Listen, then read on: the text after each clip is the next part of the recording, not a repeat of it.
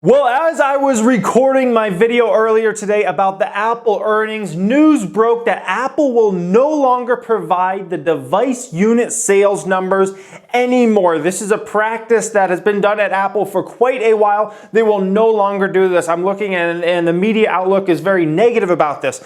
Now, as someone that is literally a direct shareholder of Apple, my wife has a huge position in Apple. As someone that has positions in Cirrus Logic and Skyworks Solutions, each of one gets 80% of the revenue from Apple. The other one gets 40% of their revenue from Apple. I think I'm a pretty good person to kind of speak about what my thoughts are about this move from Apple. And this just came out of the blue. Like, no one was expecting this. This was like big news. And I just want to kind of give a really in-depth look at this, not just kind of throw it, oh, I love this, or oh, I hate this, or something like that. I really want to like break this down for you guys and kind of the way I've thought of it over the past few hours since I found out this news, okay? So no more unit sales numbers. Apple is no longer going to provide that information anymore, okay? They have been doing this for many, many years. They've been doing this since the iPhone came out. They were doing it with the Mac numbers, the iPad numbers, okay? So this is not like it was a new thing Apple just started a few years ago. This is something that Apple had been doing for a long time. You can even go back to the iPod days, okay? We're talking iPod days. This was something Apple did for a very long time, and they thought it was a good idea to do that. And I would say if you look at Apple historically, they had much less of products out there, okay? And device sales numbers were kind of good to show because they didn't have a lot of other revenue categories, okay? You think about the iPod days, they really only had their iPod business and then they had, some computer business, all right? Since that time, obviously Apple's launched a massive amount of products since then. They've widened the company massively. Back then it was a, company worth $10 billion, $50 billion. Now it's a company worth $1 trillion. So the company has been dramatically changed since that time, but for years, that's how the way they did it. They always showed their unit numbers out there, okay, to investors. The question is, why not now? Well, something you got to understand is this is a move that has been made for a while, because here's the thing, Apple Watch, since they launched Apple Watch, they've never once ever shared the unit numbers they are moving for Apple Watch. They put Apple Watch into an other products category. So, if you're thinking about they're trying to game the system or something like that. Like, I read some articles out there that people are saying, oh, they're trying to game the system. Now that iPhone sales are getting weak, maybe they're trying to get one up, they're trying to game the system. Well, they didn't ever show Apple Watch numbers, which they could have done that from the get-go and show how, strong those unit growth is. And by the way, Apple Watch is going to grow massively this year. So it would have been, I guess you would say, a benefit to the company to kind of break that out. They've never shared anything as far as the headphone business go. So there's a lot that Apple recently has decided to never show these numbers. So it's not like they just want to pick and choose and say, oh, we want to show this number over here because it looks good, but we're not going to show you this number over here because it looks bad or something like that, okay? So the real thing is, they're really making this move because a lot of the narrative, and this is kind of goes into the second point, Cook is changing the narrative, because what the narrative has become over the last few years with Apple is the investment community and the writers out there that write articles about Apple and things like that and make videos about Apple. The first and foremost thing they talk about is iPhone numbers, all right? Apple has a lot of things going for their business other than just how many specific iPhones they moved in a particular quarter. And if they miss what an analyst is expecting for iPhone units, all of a sudden the narrative goes to Apple missed iPhone units. Apple missed iPhone units, all right? And that's not a good thing, okay? That's not something you want. So Cook is trying to really change the narrative around that from being, okay, let's get so focused around how many iPhones we moved. Like, did we move 46.7 million iPhones in this past quarter? Or did we move 47.1 to, let's just forget these unit numbers. It's too much, okay? So Cook is trying to change the narrative there, and I think, from that perspective, it's a good thing to change the narrative, because you look at this past quarter with Apple, they had a million things they did well, but the one thing that didn't quite hit analysts' expectations was iPhone unit numbers, and the whole narrative, as far as what I've seen written out there, is Apple misses iPhone numbers, stock falls, Apple stock falls, they didn't hit analysts' expectations for iPhone unit numbers, okay? So Cook is is really trying to change the narrative there, all right? Now, what do other big tech giants do? Okay, let's think about the other big tech giants out there. Let's think about Google. Let's think about Facebook. Let's think about Amazon. Let's go through each of those, okay? Google McDougal, they don't even break out YouTube's results, okay? YouTube is a massive, massive Goliath business, okay? Like if YouTube was a standalone company, it would be one of the probably 100 biggest companies in the entire world. If YouTube was a standalone business, they do not even break out YouTube's business results, okay? Sometimes every once in a while they'll share how many people maybe use YouTube on a given month or a given day or something like that, but they don't even break out YouTube results, okay?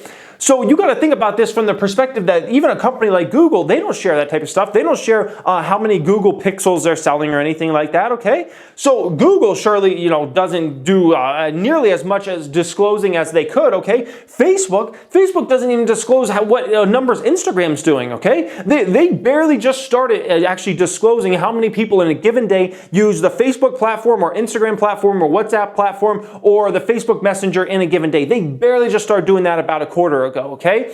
And they still don't even break out what Instagram results are as far as revenue profits for that business go or anything like that, okay?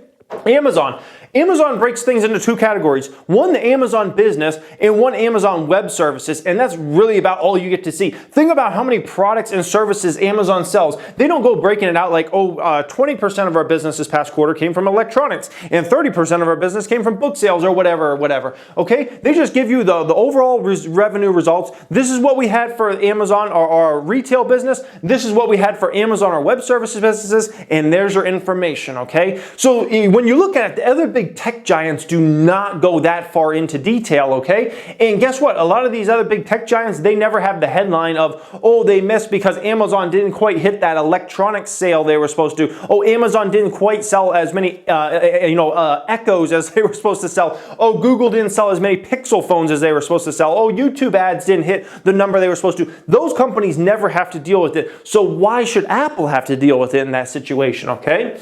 So Tim Cook, CEO of Apple, and the executive team in general, they have a lot of tasks and a lot of things that they're responsible for. But at the end of the day, as someone that's a CEO of a company, of a public company especially, you have two jobs. You have two jobs, and if you do these two jobs well, you're probably going to be CEO as long as you want to be. And if you suck at one of these jobs, you're probably going to be out, okay? Tim Cook has two jobs. One is for the profits of Apple to increase over time. The second one is that the stock price goes up over time. As long as those two things happen, shareholders are happy, okay? If one of those things is not happening, either the stock price is declining or the profits are declining, generally shareholders will not be happy. It's a very simple thing, okay? And by the way, the shareholders vote for the board of directors, and the board of directors are the ones who decide the executive team. And guess what? If you're on the board of directors and you keep somebody as CEO whose stock price keeps declining, profits keep declining, you're going to get voted out of there by the shareholders. So at the end of the day, Tim Cook has two core jobs. Those are it. The stock price up, profits up, all right? Think about it from this perspective. If Tim Cook wants to change the narrative of the company from being, oh, it's so focused on iPhone units to, oh, look at our million other things we have going on great. Apple beat on revenue, Apple beat on EPS, Apple beat on pretty much everything possible except iPhone unit numbers. By the way, they killed on Apple on ASPs of the iPhone, by the way, okay?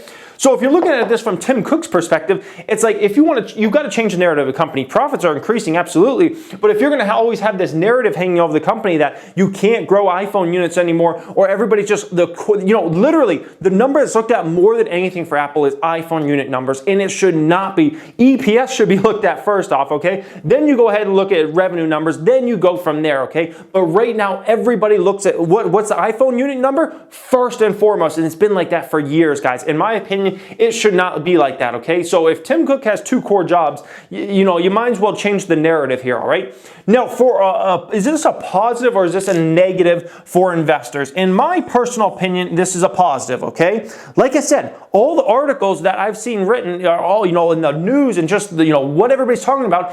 iPhone missed unit numbers, Apple stock falling, they missed iPhone unit numbers, and that's the whole talk, okay? When I look at this as someone that's, Apple shareholder and has other companies invest in it, from just an Apple perspective, you want to get the focus on all the other things. And the second part is, from like my Cirrus Logic and my Skyworks perspective, those Apple unit numbers, they completely can dictate those stock prices as well. And I don't think that's a good thing. I don't think those companies, all the supply chain of Apple should be, completely impacted by 5, 10, 15% in a given day. And because they missed iPhone units by 500,000 or missed it by 100,000 unit numbers or something like that, or they beat it by 100,000. I don't think those stocks should move huge the next day just because Apple reported a certain amount of iPhone units out there. But all those stocks will get killed probably tomorrow just because Apple didn't hit the particular iPhone numbers, and I think that's a real big mistake, okay? So when I look at it, I think it's a positive actually, okay? Where most people are kind of, and you know what I found? I think a lot of people that are taking a negative aren't even Apple shareholders at the end of the day, okay?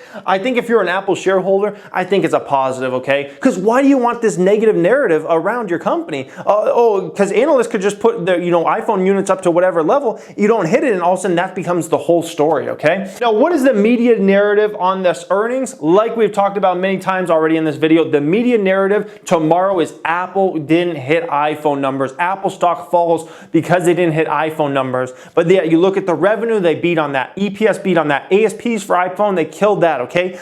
They just had phenomenal numbers in general, but yet the narrative tomorrow will be iPhone units didn't hit. So like I said, I'm looking at this as a positive from a shareholder's perspective. I just don't see it as a negative. I don't need to know the iPhone unit numbers, and I don't need everybody out there to be focused on iPhone unit numbers. I want to focus on the business as a whole. I don't want management trying to make short-term decisions, trying to maybe discount phones or whatever, just because they're like, shoot guys, we're going to miss iPhone unit numbers that analysts are expecting by 100,000. We got to get some sales out there. I don't want management to be focused like that. I want them to focus long-term. And if this helps, the long-term vision and the narrative of the company, I think that's just a good thing overall, guys. So that's my perspective as someone that's, very involved, obviously, with Apple. I would love to hear your guys' perspective on there, whether you're an Apple shareholder or not, especially any Apple shareholders. Let me know what your opinion is down there in the comment section. I would love to hear from you guys as always. Thank you for watching and have a great day.